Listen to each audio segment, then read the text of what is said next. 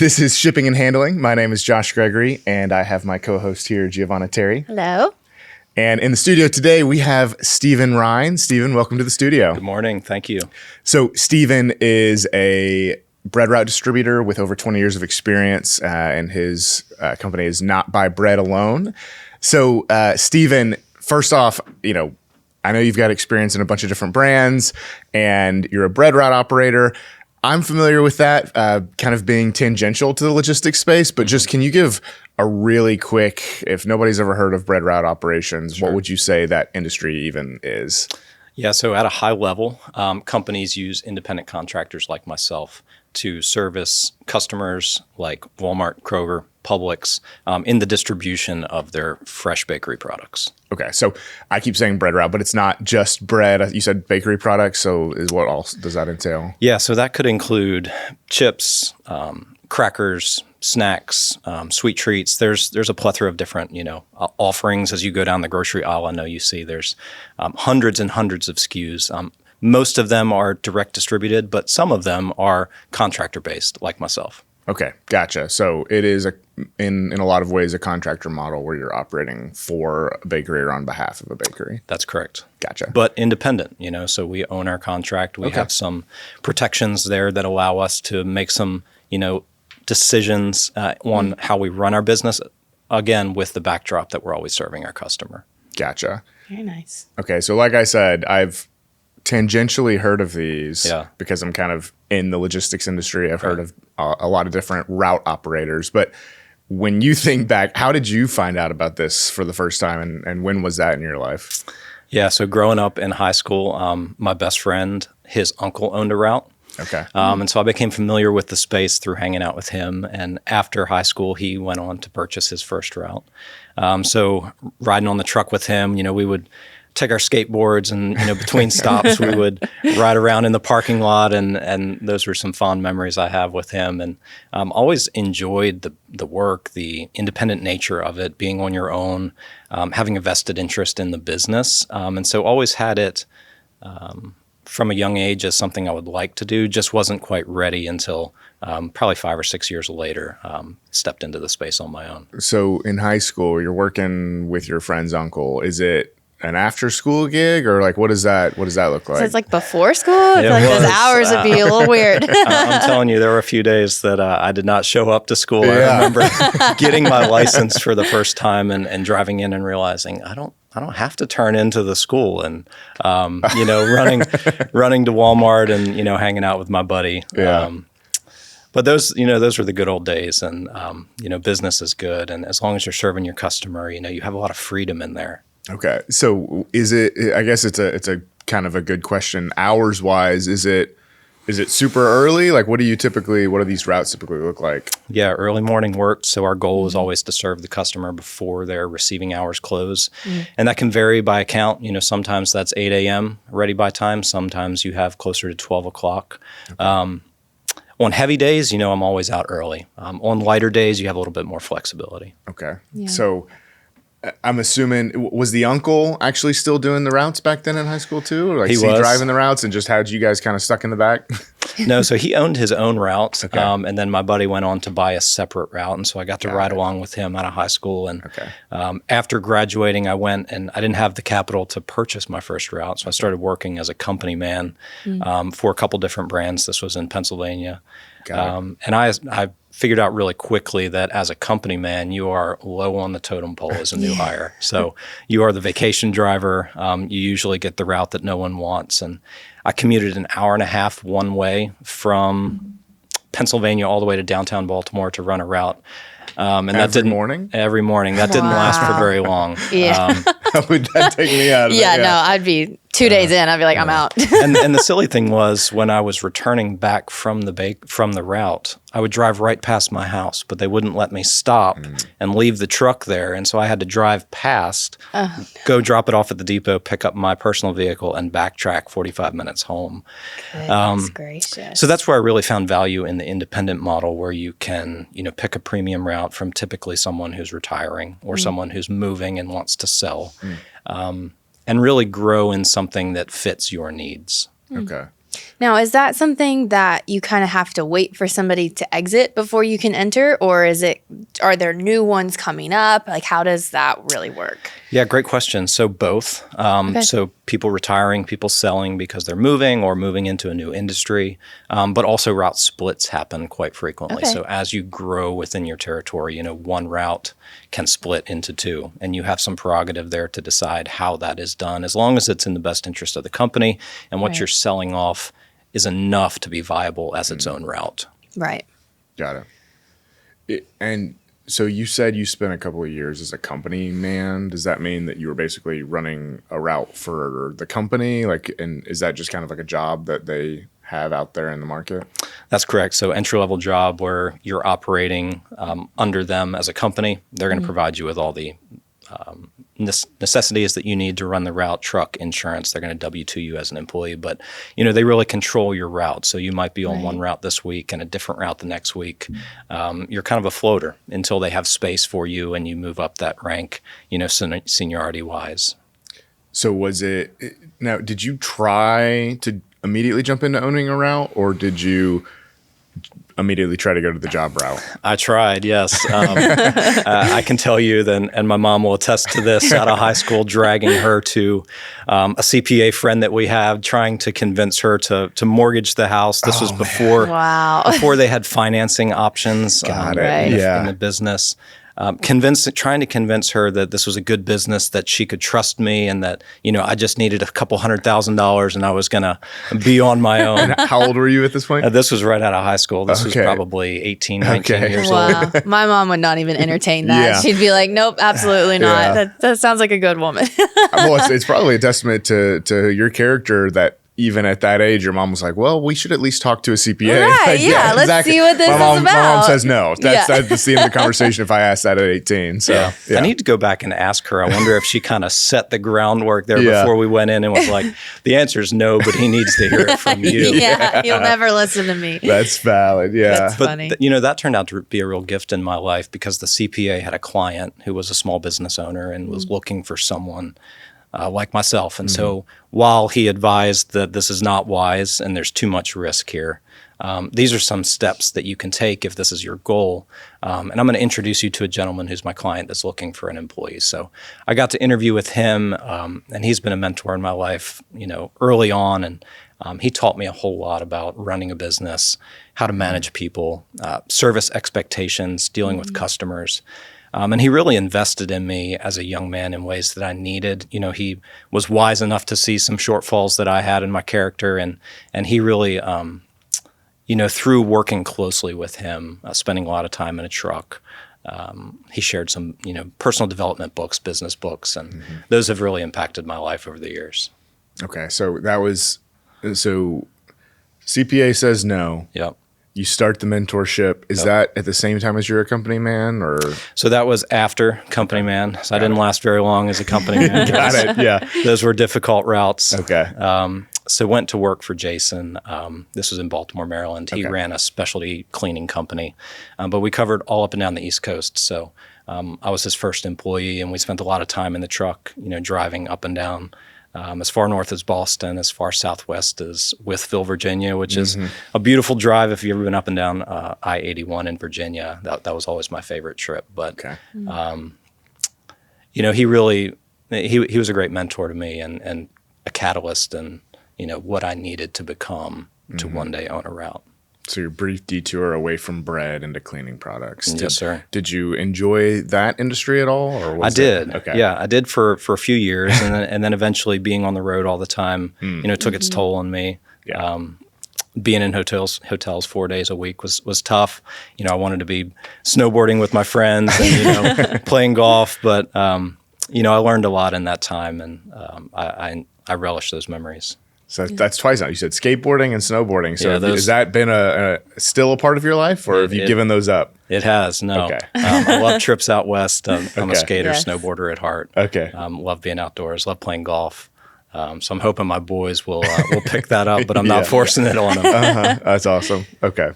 So at that point, you've done kind of your time with your mentor. What was kind of your thought process at that point? Did you feel, I've done enough where now I'm ready to be an owner, or what was kind of going through your mind at that point? Yeah, so at that time, I really kind of put route ownership off the table. I didn't really know where my life was headed. At that point, my family moved to Middle Tennessee, and so I followed suit, left that job and moved to Middle Tennessee. And I thought I was going to go into the golf business, moved to South Carolina for a year, really pursued that and decided not to. So moved back to Middle Tennessee and ultimately found a listing on Career Builder for a route for sale in Middle Tennessee. And just to give God the glory, a lot of things fell into place in 3 months that I was not prepared for, financially, business-wise. But he opened the door, and so I was able to apply and be selected, interview with the local district manager, and acquired a pretty large territory just south of Nashville, about 24 stops at that time. And so I saw with that contract a path ultimately, with growth for it to divide into two. So signed the contract on that when I was 24, and it's been a long journey since. And what year was that? That was in 2009. Oh, wow. Okay. So that's a year where a lot of things were trying to rebuild, and you were basically creating your future right there. So Yeah, yeah.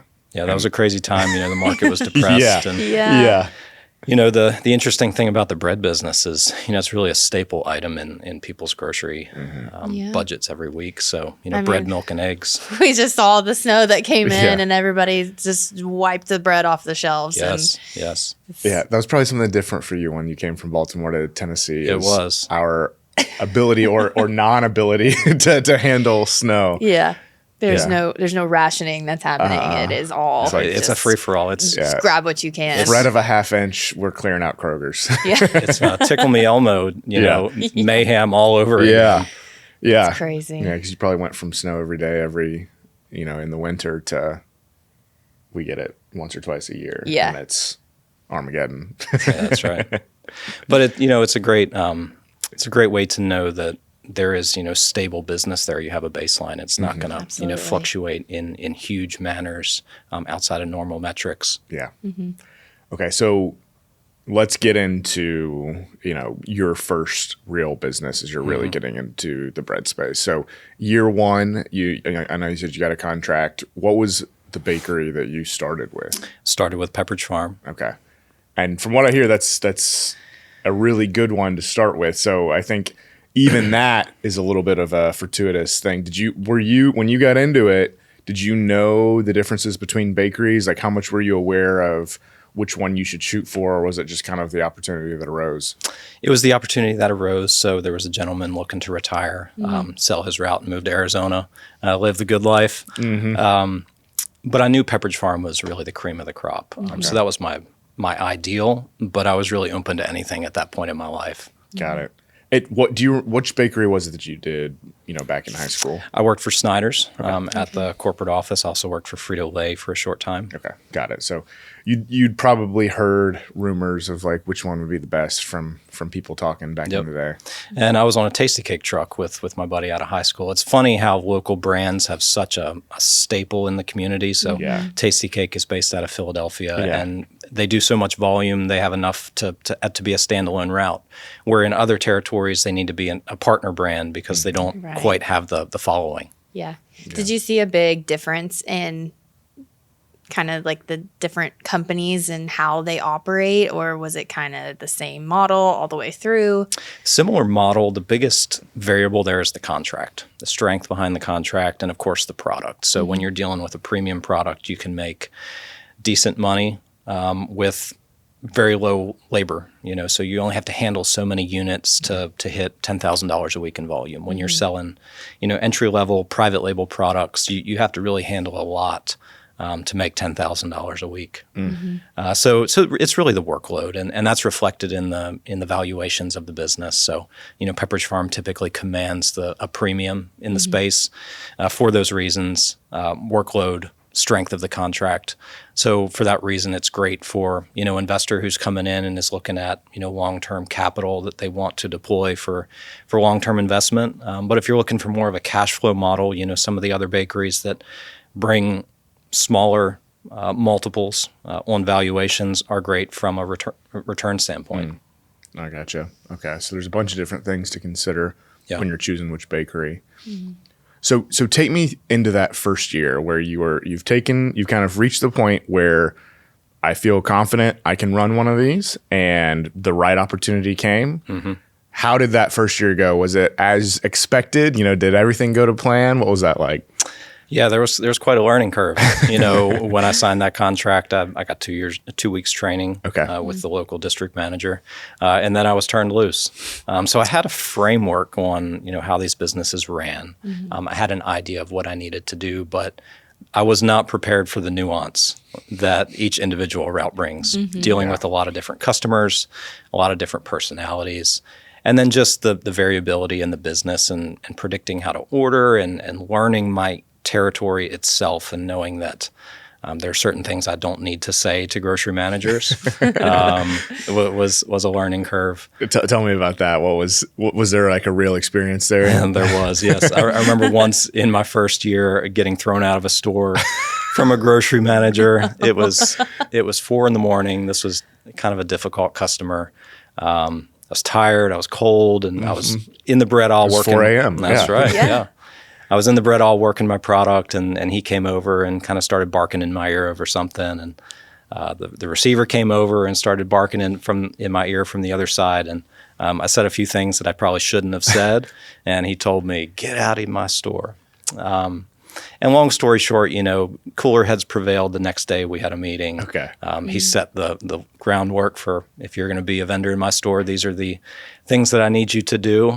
And we had a great relationship after that. But, coming into it, I expected I'm a business owner. I can do what I want. And I needed to be humbled. And that experience was him teaching me that, he was the boss. I was the person serving him. And I won't forget that. Yeah. There are things you control, but at the same time, you have customers, and the adage of the customer's always right. Like, that's not always true, but there's definitely a certain amount of respect and understanding you have to give to the customer, because that's how you make your money. Yeah, and that goes for any business. If you're in contract or waste management, or if you're doing concrete. If the customer's not happy, you're not going to have a job the next day. The difference here is you have a contract where you're an exclusive service provider. You are the one that is obligated to serve that store. And so you need to meet each customer's demands as they request. Yeah. So it sounds like you have a pretty hands-on relationship with pretty much each store that you're with and each of the managers. That seems like a lot to juggle, and maybe not something you'd think about you think of bread. It's like, okay, well, it's not just delivering bread. You're having to actually help foster these relationships simultaneously. Yeah, that's a great point. When you come into the business, you're new, right? And each grocery manager, each store manager is incentivized. They make a percentage of the profit in the store. And so they want to know, is this someone that's going to help align in my goals? Are they going to be a problem to me? And so when you first come on, it's really important that you build that relationship, set your best foot forward. And then after 6 months, a year, if you're doing a good job, they really start to back off, and you have a more impromptu relationship. Hey, I have this on sale. You did really good. Where can I put it? Where when you're starting, they're a little leery to give you extra space that's not allotted. Yeah, and it makes sense. They know, if you've got a tenured grocery manager, and then you've got a guy who's 24 coming in, and it's his first bread route, and any back talk, you're going to immediately flare up some temper, some pride. So, I think there is, although sure, there may be things to work out personality wise with those guys. There is a very much an understanding, or should be an understanding, that you are the new person coming in, and you're there has to be an amount of humility coming into that relationship that you've got to learn some from them of what they expect. Yeah, and remembering that, every grocery manager is in competition with the store across the street. Yeah. So no one wants to hear, I can't make it to your store on Monday because, the big guys across the street are demanding me before 5 a.m. Yeah. Right. So now this guy's going to say, well, I want you here before 4. Right. So everyone, so learning when you're dealing with grocery managers that, you're the one I'm focused on. I'm not going to address the competition. But as a business owner, you have to make some of those decisions. It's just all in your delivery. Yeah. And do you see the flip side of that where, because they're working with a whole probably bunch of different contracts for different companies and everything, do you find that the reverse happens where they're talking about, well, I have this deal with this company or this person, and so they get this prime space, so you can't have it. And do you kind of see competition within the different brands inside the grocery store? Definitely. So when you're talking about, space that's allotted at a store level, they're definitely going to give premium space to, the guys that trust the best. Right. On the aisle, there's a mod, which is Right. where the company outlines how much space you permanently have. Aside from that, all the premium display space are things that are elective. So the store manager, the grocery manager has those spots that they can either give to you when something's on promotion, or they can give it to someone else. Got it. So that relationship is extremely important. Then, If you want to grow, your baseline customer is going to go to the shelf looking for a product that they know, like, and trust. But the person that has never bought your product before, which is where you grow the business, is going to be an off-shelf, opportunity. So someone who sees it, it's an impulse buy, it's fresh, it's value, it's a good value, it's a good price, and they choose it, they like it, and then hopefully you win them as a long-term customer. Gotcha. Okay, so you've learned some lessons. You've learned how to kind of flex your relationship correctly with some of your key customers in this first year. Yep.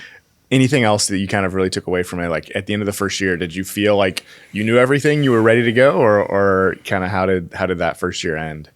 It took a little while, learning your individual market, learning the nuance, like I said, to that was difficult.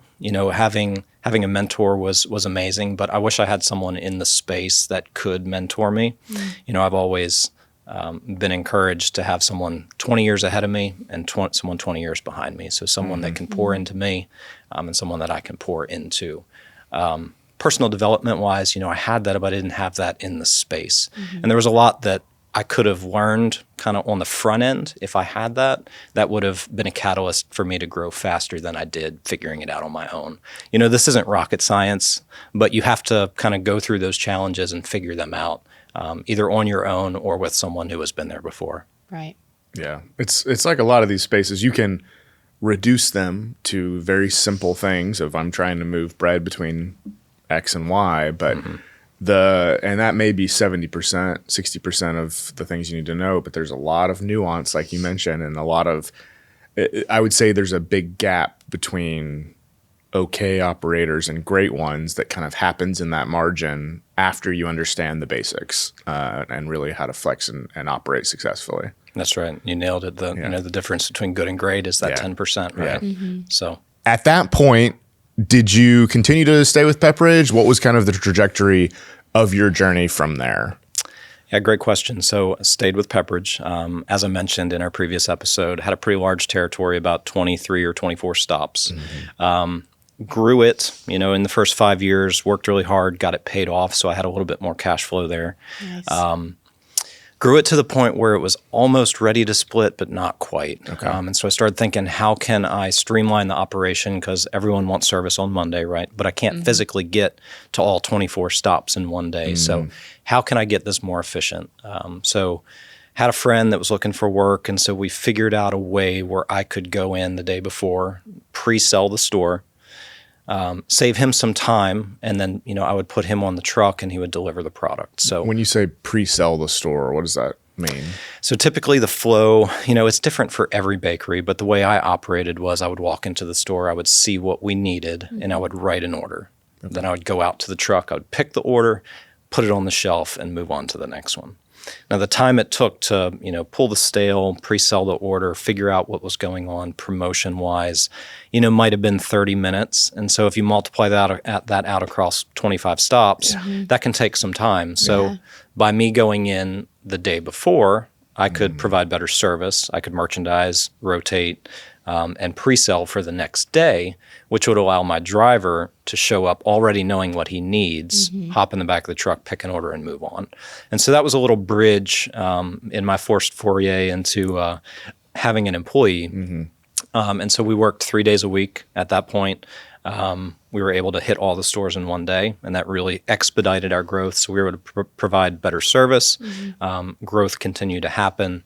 At that point, I bought 2 more stops from an adjoining independent service provider on the south side of my route, and I bought 2 stops from the guy on the north side, and that allowed me to kind of jump a little faster into growth and divided that into 2. Just enough to push you over the edge for a That's second. right. You'll find in the grocery business, you'll hit this spot where you're too busy, to grow anymore, but you don't quite have enough for 2 routes. And so Right. that was my way to solve that problem. It's like you're making a lot of money, but you're also not sleeping. So you basically, you're like, this is not a sustainable amount of activity for me to do on my own. Yeah. And so that's, a great point into the grocery space where you have an exclusive territory, right, drawn out in a map, and you're the person that can only provide the service, for, in my case, Pepperidge Farm in my territory. So how can I make this work for both sides? I need to divide this. How am I going to divide it? I had some freedom to kind of choose how I wanted to do that.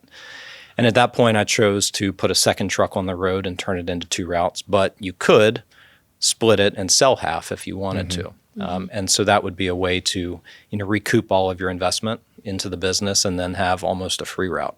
Yeah. And I think that's a really good point, that you have a contract where you own it to the point where you can sell a piece of it. You can sell a route in your business. It's actually your zip codes in your territory to sell. I think it's not the case for all logistics industries. And so I think that's a really important thing to call out about this one.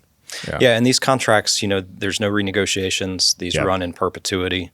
They're not going to move your territory 3 miles across the state. You own this. Okay. And so it's like a yours forever until you decide you don't want it anymore. Yeah, as long as you're abiding by the terms of the contract, it's yours.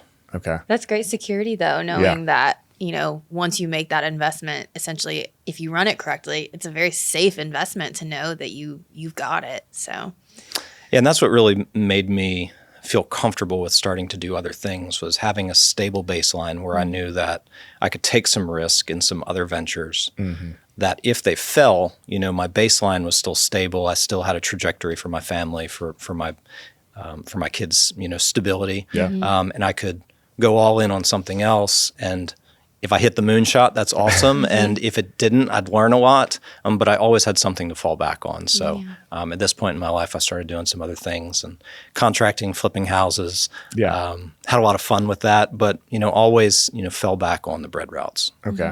And I think another important thing to call out, you mentioned you bought stops. That and a stop there is, like a Walmart or a Kroger, like an actual place that you're delivering, correct? That's correct. So made an offer to the adjoining distributor. He agreed, and so the company redid the territory description to include his stops in my territory. Okay. Gotcha. Now, and in the way you've talked about it so far, you own zip codes, you own a territory. If there are places in that territory that are not currently getting Pepperidge Farms, are those yours as well to grow into? Absolutely. So if it's a national customer, you have an obligation to serve them. Walmart wants distribution across all of their stores nationally.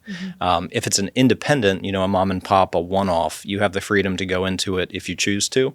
But if it's pretty slow, you're not obligated to do it. So that's an important distinction there. You can't pull out of a slow Kroger or Walmart, Target. You're obligated to service them. But you could decide not to service a smaller customer. Like a little deli or something. Yes, sir. But it's something you could add as additional revenue. If you see that there's a deli that's, they got a line out the front every day and they're not getting your bread, you can go try to convince them to use yours. That's right. Okay. Food trucks, catering companies, those are great avenues that people don't really think about. They're typically one-offs. A catering company might have a 200-person wedding, once a weekend or maybe once a month. And so having that relationship and then being the first point that they call, when they need that. Of course, knowing that you need to plan for that, right? You can't just make bread the next day. So I have to order it 7 days in advance. So having that relationship and knowing when you need to order is huge. Now, do restaurants also fall in that territory, or is that kind of a separate thing? Depends on the restaurant. So, Chick-fil-A is going to have a distribution agreement with whoever's baking the bread. But, an independent, Joe's Deli, you can pursue that, at your will. Okay. Cool. That's good to know. I mean, being in Nashville, there's a ton of local restaurants. So, I mean, if you had any stretch of, honestly, any kind of land around here, you're bound to end up at one of those. So Yeah, It's really, definitely. It's really good to know. And that's great for relationships too. I mean, especially you have people doing different things. Like you said, you didn't just do the bread thing, you were also doing houses and whatever. So there's people who are, restaurant owners, but they also have a day job. And so that's really a great network to be able to grow. And like you said, you have so much freedom over it. That's really nice. Yeah. Yeah. And so as you grew, we talked about you added a route. And so I think a lot of people, when they think about bread, they think about it is only me, I drive a truck, and that's the extent of the business. Already in your first few years, you've counteracted that myth with saying you got to the point where you added an employee. But what was it like for you to go from everything is in my brain, I am the person who decides everything for these routes, to the point where I have to add another body and I have to trust them to kind of carry out the things that I want on these routes that I'm giving to them, and it's an employee. Like, what was that change like for you? Yeah, it's hard to step away for sure when you've done it yourself for 5 years. It's hard to hand over the reins. I think one thing that is a benefit in the bread space is not only do you have a contract to abide by, but you're not the boogeyman. The store has expectations, and when you're interviewing someone, you need to set those expectations and let them know that this is what the job is. There's a lot of benefits to it. I can work with you as an employee in many ways, but these are kind of the benchmarks that we need to hit in order to provide employment. Mm-hmm. And so it makes it a little easier, when you're hiring to set those parameters, and if they like them, then they're going to be a great fit for the job. But hiring is key. You need to find someone that is willing to work early mornings, is willing to work when the weather is bad, when it's cold outside. Mm-hmm. And so how can you, as a business owner, offset some of those challenges? And I've found it as the personal relationship you can have with the driver. There are lots of different jobs that you can have. But, if there's a larger company, that can maybe offer a little bit more salary than I can, please, by all means, go. I want what's best for you. Having that servant's heart is huge. But know that if you go to a large company, no one's probably going to value you the same way I do. So, mm-hmm. How can I provide value in a way that, others can't? Yeah. Where do you typically go to find drivers? Are you looking for people like in high school or right out of high school? Or are you, where is kind of that market that you're looking for? Yeah, great question. I try to, start with my local network, mm-hmm. First. Before I hire someone cold off the street, I look for referrals. Someone that can vouch for me and who I am, and can vouch for them and who they are, mm-hmm. Before going to, a job board. But yes, typically, this can be hard work depending mm-hmm. on the company you're contracting with. You can, handle a whole lot of loaves per week, or you can handle quite a few. So someone, who is young and able, willing to work, mm-hmm. Someone who enjoys working, a physical job. Mm-hmm. I've never had a CrossFit membership, but I stayed fairly fit, running a bread route. So that's your ideal candidate. Right. Okay. And, of course, someone that you can pour into. I love getting behind someone who has a plan for their life and a story. I want to invest in someone not only with employment, but, I want a relationship. Mm-hmm. What are your personal goals? How can I help you achieve those? Yeah. That's a lot of value add. Yeah. It sounds like it can be a real stepping stone. I mean, you've seen it being a stepping stone in your life, and then being able to provide that for somebody else that's really valuable. That's right. Yeah. You got to be that mentor that you needed back when you were 17. That's right. So at that point, you're kind of experimenting with Pepperidge and doing some house flipping. You've got a couple routes with Pepperidge. Did you stay with Pepperidge, or did you kind of move on and keep growing elsewhere? Stayed with Pepperidge for a long time, 17 years. Actually just sold that route recently. Yeah, okay. Ventured out, started working with Mission Foods. Okay. Saw a lot of value in their business. The tortilla market is amazing. They really dominate the space. Yeah. Harder work. The product is heavy. Mm-hmm. We handle a lot of units, but from a competition standpoint, the growth rate was fantastic. So the routes were much more acquirable from a acquisition standpoint. Mm-hmm. Certainly, they're not the contract protections that Pepperidge Farm has, but it's a great business. Got it. And so is that one that I think you mentioned earlier? There's some that have different benefits. Is Mission one that more of the cash flow side versus some of the things you've seen with others? Certainly, yeah. More cash flow heavy from an equity position, not quite as strong. Yeah. So it really depends on the type of investor that you want, that you are. Or you could have both, like you. Yeah, you could. Yeah. Thinking about, equity positions, companies that have really high multiples. If you have, let's just break it down for easy math. If you have 20 stops and you increase each stop by $100 a week, I mean, that's very little. That's $2,000 a week in volume that you would grow the business. At a 10-to-1 ratio, that's $20,000 in equity. At a 30-to-1 ratio, that's $60,000 in equity. So you have a big range there in companies that you contract with. So not only from a cash flow standpoint where you're reaping more commissions, but also an equity position where you can split off and sell half of the route, or split it and keep it and continue to grow. But companies are always looking to split routes. We talked about earlier, you're going to reach that cap where you're just burned out. You can't do any more than you physically can. Yeah. And some companies will, strongly push you towards splitting that route, and others will leave you alone and allow you to, decide when that time is. Okay. So were you doing Pepperidge and Mission at the same time for a while? Yes. Is there any, challenges that Mission had with you having Pepperidge? Like, is there any of that interplay? Like, did you have to explain yourself, or is it something where you just didn't mention it? Yeah. So similar to the conversation with the grocery manager in the previous episode, everyone wants to know that the girl you brought to prom is, the one you only have eyes for. So they don't want to compete for your attention. I don't have time to service your product because I'm dealing with my other customers. So as long as you have a strong business plan and you're not in a competing product, you can't own two separate bread routes in the same store. Got it. That's a conflict of interest there from a contract standpoint. But bread and tortillas don't conflict with each other. So as long as you keep them separate, make sure that the guy is, taking care of business, you're not going to have any issue. Okay. Gotcha. That makes sense. Did you see a big, like when I think of, bread sitting on the counter and then like the tortillas that I have in my pantry, obviously they have different shelf life. So did that look different as far as your like operations and how and when you deliver? And is there more leeway with tortillas other than, because they don't have quite the limited shelf life that bread does? That's a great point, and a great question. So bread does have a shorter shelf life than tortillas. So it makes it easier to order on the tortilla side. And so it's easier to grow because you can build bigger displays that have longer shelf lives. Right. With that said, Mission doesn't provide any stale coverage. So if product goes out of date, unless it's been short dated, it's on our dime. Where in the bread space, you're going to have a stale allotment, and so say it's 10%. The company's going to write off 10% because they know that if it's out of stock, people can't buy it.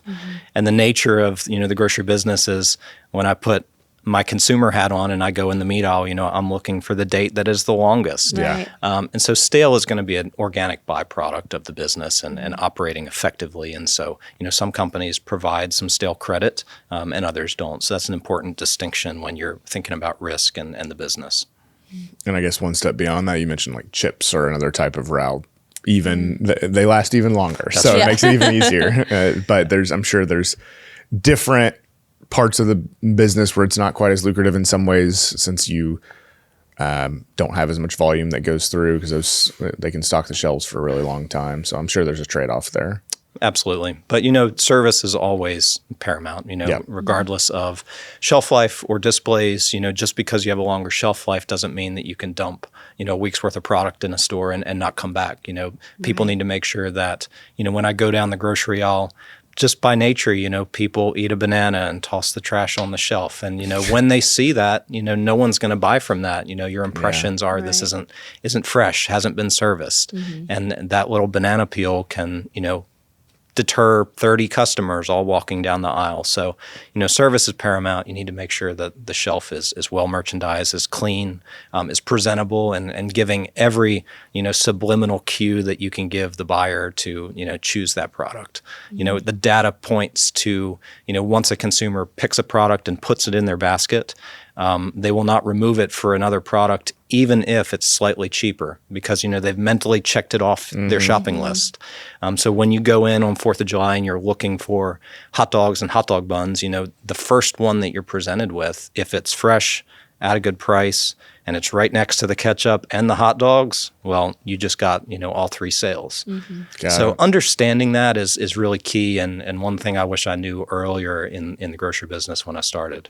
Yeah, because I think the way to think about it is, you don't own the Kroger, but your section of the store or any section that you can take and build displays, that's your store to operate in. It's your brand in a lot of ways, and the better you can present, the more sales you'll make and the more money you'll make.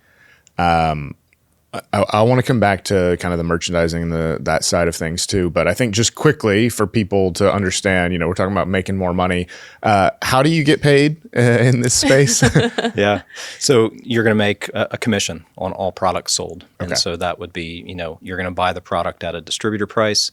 You're going to sell it at a wholesale price. And the difference between those two is your margin. Okay. Typically between 15 and 25% on the gross sales. So you don't make a commission on anything that doesn't sell. We talked about stale and returns.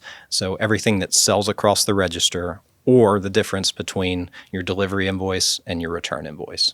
Got it. Okay. Gotcha. And I'm sure that varies bakery to bakery and product to product. It does.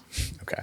And some companies are going to pay you a commission, like Pepperidge Farm, for example. They pay a full commission even when the product is on sale. So if it's a $5 loaf and it's buy one, get one free for $2.50, you're still making 20% on a $5 loaf, which is huge. Really costs the company a lot of money to do that, but that's one of the reasons why their multiple ratios are so high, because it's really a premium brand. Other companies where they'll only pay you a commission on the sale price, you have to work twice as hard to make the same money. I want to buy one, get one free example like that. Right. Are you responsible for some of that, kind of marketing initiatives, or if you have like a sourdough and a ciabatta bread and ciabatta sales are low and sourdough is high and you kind of try to like even them out, do you have any hand in any of that marketing wise? That's a great point. I mean, sourdough's blowing up right now. It is. Yeah. Everybody's. So, the one thing about the bread space that's unique is, we have a whole marketing team behind us, really smart people that research consumers' buying habits, dietary trends, like sourdough. Right. And then they represent the bakery to the national account. So there's a Pepperidge Farm representative to Walmart in Bentonville, Arkansas, Bentonville. And, they present all the data points, and Walmart would say, we like this. We're going to do a national rollout on sourdough bread at a rollback price, and we're going to give you X space to do that. And so there's a whole team of people that are, behind you that are researching and bringing products to market and promotions to market that align with consumers. Right. So is it kind of like they kind of put the data together? They're like, here's the game plan. This is basically what you're going to deliver on based on what we've put together. Do you have that communication with them, or is it you're still kind of on an island in that? Yeah, you'll rarely talk to an account manager, at the corporate office. You'll have a district manager who's going to communicate down all the planned promotions, and then it's your job to execute in store. Gotcha. Okay. So you kind of have a little bit of both. A little bit, yeah. Yeah, so there's some decisions you basically have to make on what you anticipate at the store level or what you know about the area in kind of complementing or even sometimes contradicting what you might see from the assumed plan that's handed down to you.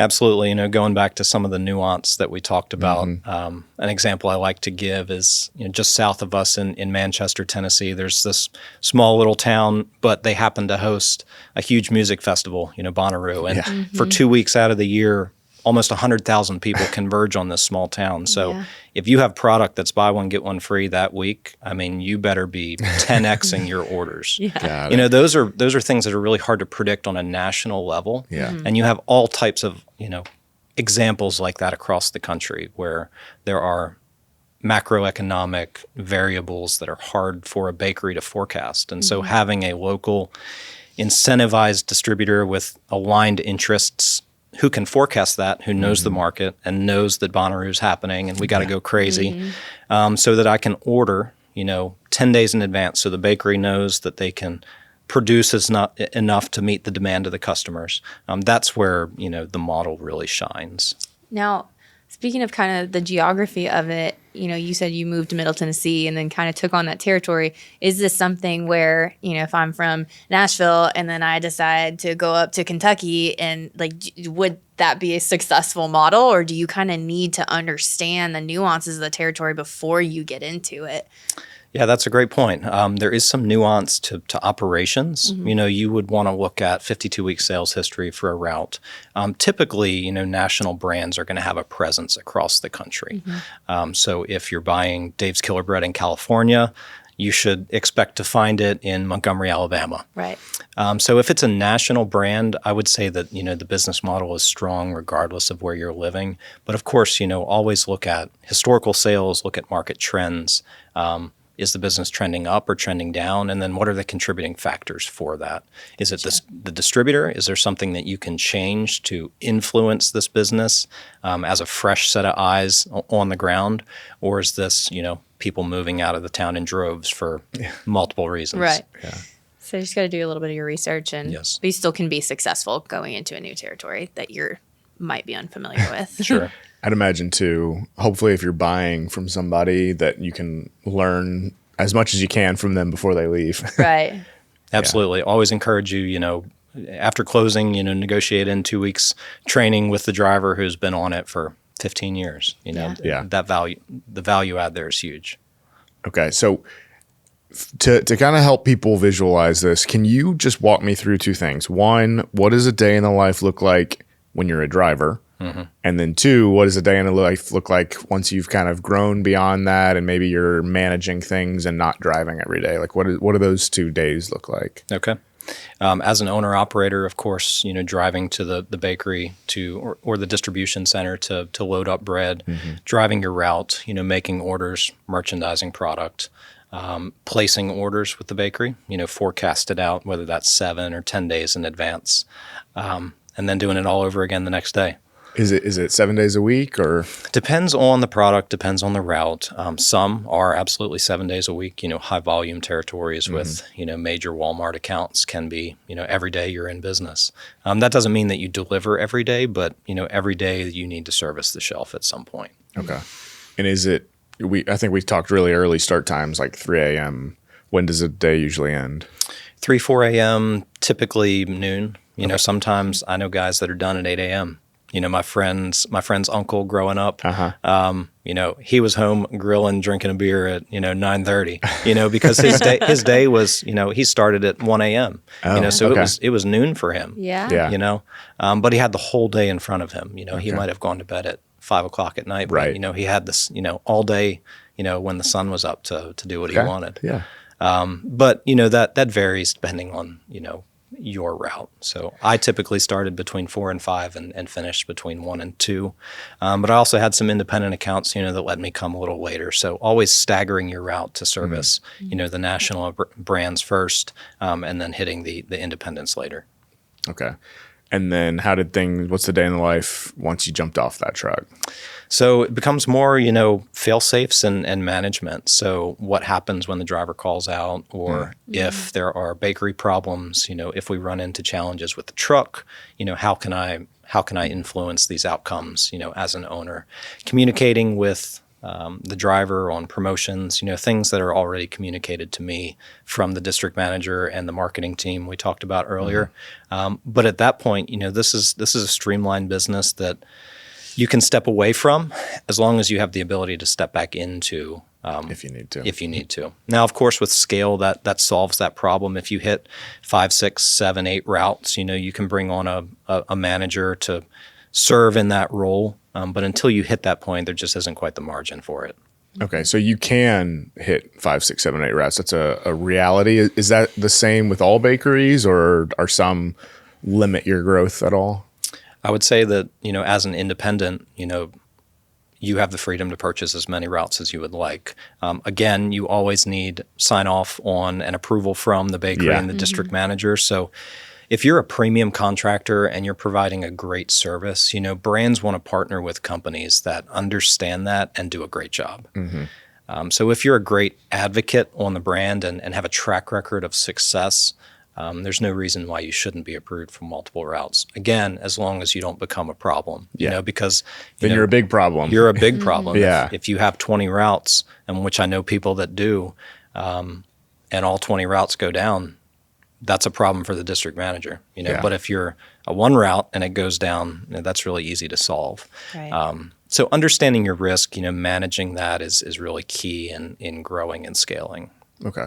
Do you still, when you were off the truck, were you still awake the same hours just in case, or did you start to go back to kind of a more normal schedule? Went to a little more normal schedule at that point. Yes. Okay. And do you know people who've come in immediately and maybe purchased a larger business where they didn't have to drive a truck? Is it something where even if you are buying a business where you've got drivers in place, you should still be involved hands-on for a while? Like what does that look like if you're buying at scale? If you're brand new, I would really encourage you to, find someone who's done it before you and, shadow them for a month. Yeah. Or go through whatever training is necessary to achieve the knowledge that you need, so that if you're going straight into multi-truck and you have some fires to put out, you have the solutions.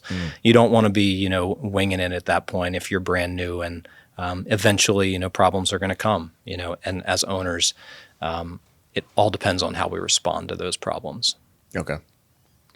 So, you've been on a truck many times. This is always kind of a question I like to ask. What's the craziest thing you've ever seen on a route? Anything? Maybe you don't interact with people much, so maybe it's pretty normal, which would be a comfort for a lot of people if it is pretty standard every day. But anything ever crazy happen on a route? Nothing too crazy. I mean, I've certainly, put the handheld computer between bread trays and stacked them, in a store and not been able to find it. I remember one time years and years ago, we had a store that was kind of an outlier, and I reached down on the bottom shelf in the very back of the bread aisle to grab a bag of hoagie rolls, and there was a mouse in the bag. Oh, no. And it squirmed in my hand, and it scared the daylights out of me. Oh yeah! If I reached in and grabbed the roll and it moved, that'd be the end of the day for me. Absolutely, yeah. I'd be like, I'm going home. See ya. That store eventually closed. Yeah. I can imagine. I get that. For obvious reasons. That's great. But nothing too crazy. I mean, we've locked our keys in the truck, it's simple things like that. I had a driver hit a deer once, it's early morning work. Right. So those are kind of some of the things you're going to run into. Okay. So you've been in this industry for a long time now. And I think when people think about bread, bread feels like it's the same always. Have you seen anything in the industry change much over, the last 15, 20 years? Yeah, absolutely. I mean, today people are more health conscious, moving toward organic bread, moving toward, healthier for you options, plant-based, keto. We're seeing those words pop up on brand packages left and right. Cauliflower tortillas, almond flour tortillas. All kinds of offerings that you wouldn't find, years ago. 20 years ago, there might have been, I forget the actual data points on this, but there might have been 5,000 SKUs in a store. Okay. Today, there's over 50,000. Wow. So that explosion in variety is really what captures, people's interest. Gotcha. So we serve a broad, diverse audience of people with different dietary, requirements. And so the more SKUs you have, while it does increase, workload, really caters to a lot of different customers and drives brand recognition and growth. Yeah. Has, after COVID, once people during COVID started ordering food for delivery online, did that change anything for the bread space too? I know it's still everybody orders still online. I think, I don't know I'm pretty sure almost all of our groceries are just delivered from Walmart or Kroger or somewhere now. Like or Costco. We don't go anywhere. So has that changed anything about how you have to staff stores or? Sure. Yep. I mean, online shopping, COVID really changed the game. It used to be where if, say, you went to the store and you went in looking for a specific product and it was out of stock, you just left disappointed. Yeah. Right. Where now with online shopping, there's metrics on fulfillment. And so companies can track, what was my lost revenue annually based on out of stocks. And so there's a tremendous amount of pressure right now on in-stock conditions. And the only way you can solve that is with, increasing service. But having those data points, not only shows the retailer, but also yourself, how much business you're leaking, and so how can we solve these problems? We don't want to be in the stores 3 times a day, 7 days a week. That's no life. Yeah. But how can we, in a reasonable way, meet these expectations and, grow our business? COVID was crazy, when they shut the world down and everyone had to stay home for a week. I mean, it was a run on the grocery stores. Nobody could go out to eat. People weren't really ordering takeout. Couldn't find toilet paper. Bread, milk, and eggs were gone. And so there was tremendous pressures on the bakeries trying to produce the product. And so we've largely come out of that. Production has stabilized and normalized, but we're still, seeing the increased sales that happened during that time. Customers tried products that they hadn't before, either by obligation because the one was out of stock, or they were venturing out, and this is when we saw TikTok recipes starting to really blow up, and so now we're seeing the brands move into collaborations with influencers. The way I see this going is, one day you'll see a recipe from your favorite influencer. It will link to Walmart's online system instead of, itemizing each item for that recipe. You just click order now, and everyone is curated into a basket and delivered to you next day or maybe within a couple hours, which is crazy to think. But that really speaks to that really speaks to the brand penetration that national brands have to consumers and the influence over how someone buys something. So you want to partner with brands that are aware of that and are actively working toward it. But it seems like there's a lot of adaptation where, something like COVID happens and it's not like, oh no, this is the end. It's like, well, no, we're just going to shift gears a little bit, or thinking about like, well, everybody stopped eating gluten, but we're just going to, do more gluten-free products. So it's not necessarily like a one or the other. You can kind of keep moving forward just in a different direction. Yeah, structured business where you have a lot of people that are supporting you in the back office manner. And our job is to execute in market. So knowing that your efforts are going to be fruitful and you don't have to spend a lot of resources on marketing and accounts receivables. When you go to work, you're making money. Yeah. And I think if there's anything that points to the solidity of the bread industry, it's a lot of people needing to or deciding to go gluten-free, but they still got to have bread. That's because everybody still loves bread. So you just make gluten-free bread. And there's things like that where no matter what your dietary restrictions, people love bread and expect to have it as a part of many of the meals in America. And that's just the way it is. That's right. Yeah. So if you were to kind of think about it, what's your favorite part of this industry, your favorite thing about this industry? I think we've probably touched on a lot of things there, but we have, yeah. Overarching, just the consistency, stability. When I stepped into the space, I needed that in my life. It was a launching pad for a lot of different ventures. I enjoyed the independent nature of it, partnering with a brand and having some influence over top line revenue, where I felt like I could grow not only from a cash flow standpoint, but also an equity position. If you're a young person getting into the space and you have the ability to, put money into something that's going to go up in value, that's only going to incrementally, value or drive you forward, for your personal goals. Yeah, perfect. Well, Stephen, I really appreciate you kind of both walking us through your journey and everything you've learned and everything about this. Really, it's one of those things that I think I find this all the time where we dig into something that I wouldn't have been interested in on the face of it, of like bread, known about it. or trash or anything like that. And then turns out it's fascinating. And there's all kinds of things you can learn and grow and dig into if you decide to be interested in the space. So Stephen, really appreciate you kind of walking through that and taking us through it. As a last question, I always ask people, just as a way for people to get recommendations, what's your favorite book or movie? I'll give you either one, whichever's easier for you to answer. Okay. Growing up, I read QBQ. That's a great book. Okay. That was encouraged by my Your mentor. by my mentor. We just finished Homeland, which is a great series. Okay. If you haven't watched it, I have not.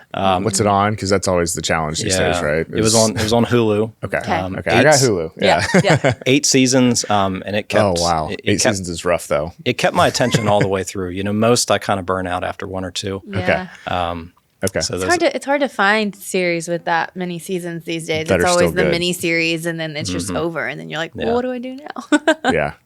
those are good ones. Perfect. Awesome. All right. Well, Stephen, thank you very much for being here. Thanks Yes, everybody thank for you. watching. And tune in next week, and we're going to jump into our next podcast. We're going to be really talking about how HR affects the logistics industry. And even if you don't plan on being HR, you will be managing people. So again, Stephen, thank you for being here. Giovanna, thanks for being here today. you. And we will see you all next week.